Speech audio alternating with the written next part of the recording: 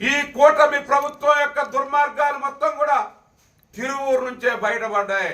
రాష్ట్రం మొత్తం ఈ విధంగానే ఉంది. దోచుకోవటం దోచుకోవటం దోచుకోవటం.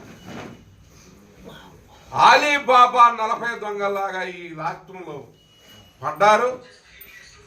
దానికి మాస్టర్లు చాలా చెప్పారు. పవన్ కళ్యాణ్ గారు, అబ్బో నేను కాపలాదారుగా ఉంటాను, నేను కాపలాగా ఉంటాను, నన్ను నమ్మండి, ఇదిగో ఇదిగో బాండు, ఇంటింటికి బాండు, బాండు మీద చంద్రబాబు నాయుడు గారు, పక్కన పవన్ కళ్యాణ్ గారు సంతకాలు. ఎంత మోసం చేశారయ్యా మీరు! ఈ రాష్ట్ర ప్రజానీకాన్ని మోసం చేశారంటానికి ఈ తిరువూరు నియోజకవర్గం ఉదాహరణ. ఎవరికో తెలియని వాళ్ళ క్యాండిడేట్లు తీసుకొచ్చి పెట్టి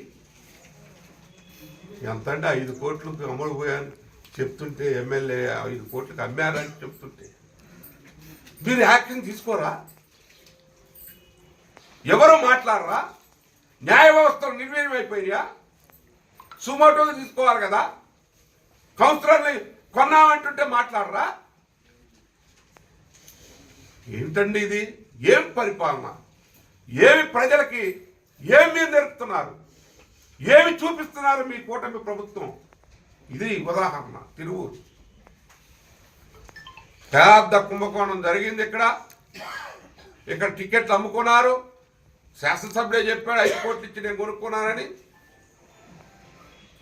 దాని మీద మాట్లాడరు. బ్యాంక్ స్టేట్మెంట్లు ఇచ్చారు. ఇన్కమ్ ట్యాక్స్ వాళ్ళు మాట్లాడరు. అవన్నీ ఎక్కడ డబ్బులు ఏంటనేది ఎవడు వెలికి తీయరు. ఇక్కడ దోపిడీ జరుగుతున్న విజిలెన్స్ ఏం లేదు.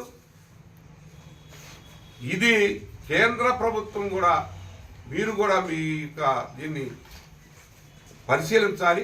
ఈడీలు ఏమైపోయినాయి?